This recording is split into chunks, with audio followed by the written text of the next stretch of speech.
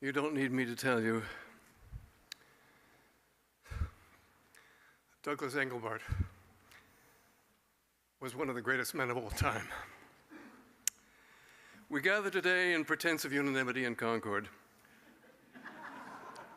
to croon over Doug's ashes and grab for scraps of his robe. Everyone here will, of course, say they're carrying on his work by whatever twisted interpretation. I, for one, carry on his work by keeping the links outside the file, as he did. Some are no doubt here to cheer and march behind the mouse, as in the opening of the Mickey Mouse TV club of yore. Let them be happy in that celebration. But the real ashes to be mourned are the ashes of Doug's great dream and vision that we dance around in the costume party of fonts that swept aside his ideas of structure and collaboration. Don't get me wrong, the people who gave us all those fonts were idealists too, in their way. They just didn't necessarily hold a very high view of human potential. I used to have a high view of human potential. But no one ever had such a soaring view of human potential as Douglas Carl Engelbart. And he gave us wings to soar with him, though his mind flew on ahead, where few could see. Like Icarus, he tried to fly too far too fast, and the wings melted off. The melt-off began after the Great Demo of 1968. His team dispersed to seek fortunes elsewhere, and he was subordinated to an artificial intelligence department where his real intelligence was stifled. All too soon, the Augmentation Research Center was gone, fobbed off on an aircraft company. He was cast out for the next 30 years into the endless spiral of what they call in Hollywood development hell, trying to find backing. Let us never forget that Doug Engelbart was dumped by ARPA, Doug Engelbart was dumped by SRI, Doug Engelbart was snubbed by Xerox, PARC, and for the rest of his working life, he had no chance to take us farther.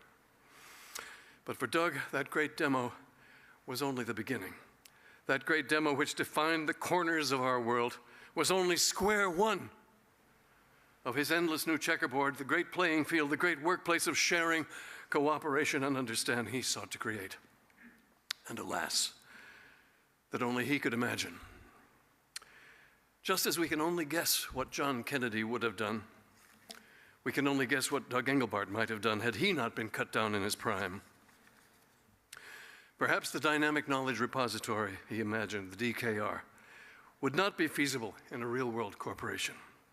Perhaps his notion of accelerating collaboration and cooperation was a pipe dream in this dirty world of organizational politics, jockeying and backstabbing and euphemizing evil. Of course he was naive. Gandhi and Martin Luther King pretended to be naive, but Doug was the real thing.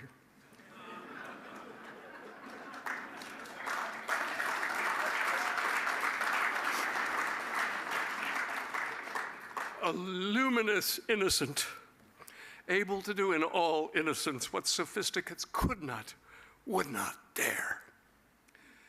But that naivete accomplished a dazzling amount in those few years of his Augmentation Research Center, even as the knives were being sharpened for him.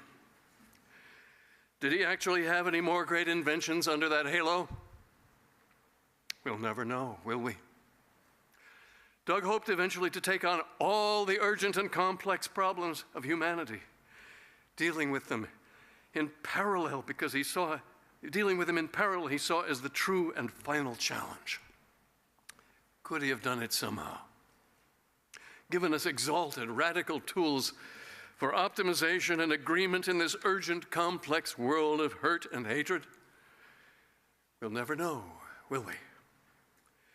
But who better should have had the chance to try? To quote Joan of Arc from Shaw's play about her,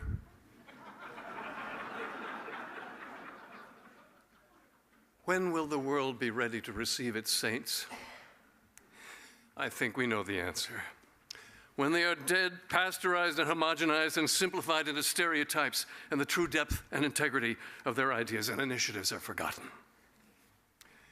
But the urgent and complex problems of mankind have only grown more urgent and more complex. It sure looks like humanity is circling the drain. To quote the great poet Walt Kelly,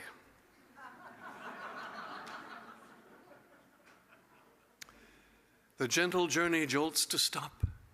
The drifting dream is done. The long-gone goblins loom ahead. The deadly that we thought were dead are waiting, every one." And here we twiddle in a world of computer glitz as the winds rise, and the seas rise, and the debts rise, and the terrorists rise, and the nukes tick. So I don't just feel like I've lost my best friend. I feel like I've lost my best planet.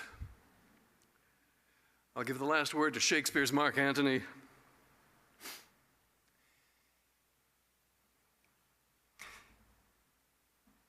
He speaks to the body of Julius Caesar while he's confronting the gang that murdered him.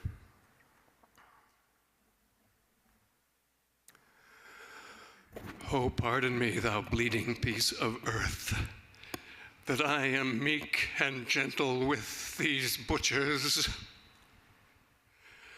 Thou art the ruins of the noblest man that ever lived in the tide of times." Thank you.